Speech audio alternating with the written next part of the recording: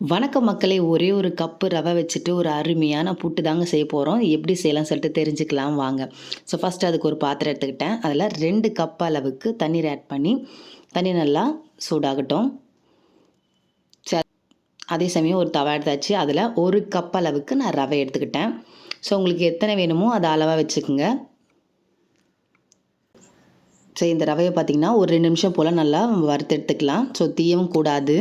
ஒரு 2 நிமிஷம் நம்ம வதக்கி நல்லா சூடாகி லைட்டாக கலர் சேஞ்ச் ஆகும்போதே நம்ம எடுத்துக்க ஆரம்பிச்சிடலாம். அதே சமயம் பாருங்கள், அந்த தண்ணி நல்லா கொதிக்க ஆரம்பிச்சிடுச்சு. அதை அப்படியே நம்ம ஆஃப் பண்ணிடலாம். இங்கே பாருங்கள், ரவையும் ரெடி ஆகிடுச்சு. 2 நிமிஷமெல்லாம் ஆகிடுச்சு.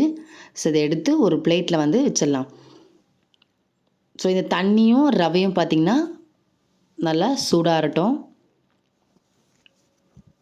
பாருங்கள், இந்த ரவையில் ஃபுல்லாக சூடு அடங்கியதும் கொஞ்சமாக பார்த்திங்கன்னா ஒரு பிஞ்ச் அளவுக்கு சால்ட்டு ஆட் பண்ணி, நம்ம ஆல்ரெடி கொதிக்க வச்சுருந்த அந்த தண்ணியும் நல்லா சில்லுன்னு ஆகிடுச்சு. அதை இதில் நல்லா தெளித்து மிக்ஸ் பண்ணலாம். அப்படியே நம்ம ஆட் பண்ணி ஃபுல்லாக நீங்கள் மாவு பதத்துக்கெலாம் வரக்கூடாது. கொஞ்சமாக தெளித்து ஒரு கெட்டி பதத்துக்கு வந்தாலே போதுமானது தான். ஆனால் உதிரி உதிரியாக அங்கே இருக்கணும். இங்கே பாருங்கள், இது போல் தான் நம்ம வந்து செய்யணும். இப்படி உதிரி உதிரியாக இருந்தாலே போதுமானது. ஒரு இட்லி பாத்திரம் எடுத்துக்கலாம். அதில் இந்த ரவையெல்லாம் நம்ம வந்து வைக்க ஆரம்பிச்சிடலாம். இது பாருங்கள், நான் 1 கப் அளவுக்கு எடுத்தேன். எல்லாமே இதில் அடங்கிடுச்சு.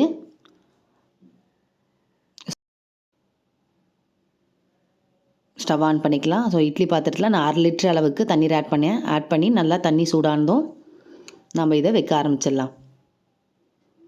இதுக்கு மேலே அப்படியே கொஞ்சமாக நீங்கள் தண்ணி தெளித்து வச்சுருங்க. ஒரு 50 மினிட்ஸ் பார்த்திங்கன்னா குக் ஆனாலே போதுமானது. க்ளோஸ் பண்ணி வச்சிடலாம். அவள் தான் பாருங்கள், 15 மினிட்ஸ் ஆகிடுச்சு. நல்லாங்க ரெடி ஆகிடுச்சு. ஒரு பவுல் எடுத்துக்கலாம். இதில் நம்ம வேக வச்சுருந்தா அந்த ரவையை வந்து ஆட் பண்ணிக்கலாம். ஒரு பிஞ்ச் அளவுக்கு ஏலக்காய். வாசனை கொடுக்கும், ரொம்ப டேஸ்ட்டாகவும் இருக்கும்.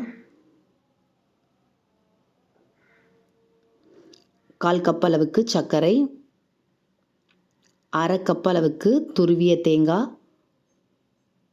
இதெல்லாம் சேர்த்து நல்லா மிக்ஸ் பண்ணிக்கலாம்.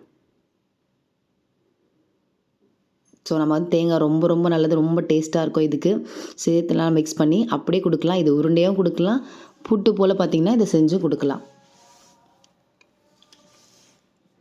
அவ்வளோதான், ரெடி ஆகிடுச்சிங்க பாருங்கள். நான் ஒரு பிளேட்டில் வைக்கிறேன். ரொம்ப ரொம்ப டேஸ்ட்டாக இருக்கும். இது வந்து பிரேக்ஃபாஸ்ட்டாக பிள்ளைங்களுக்கு செஞ்சு கொடுக்கலாம். அவ்வளோதாங்க, ரெடி ஆகிடுச்சு. ரொம்ப ரொம்ப டேஸ்ட்டான ரவா புட்டு உங்கள் வீட்டிலே நீங்கள் செஞ்சு பாருங்கள். பிடிச்சிருந்தா லைக் பண்ணுங்கள், ஷேர் பண்ணுங்கள். தேங்க்யூ.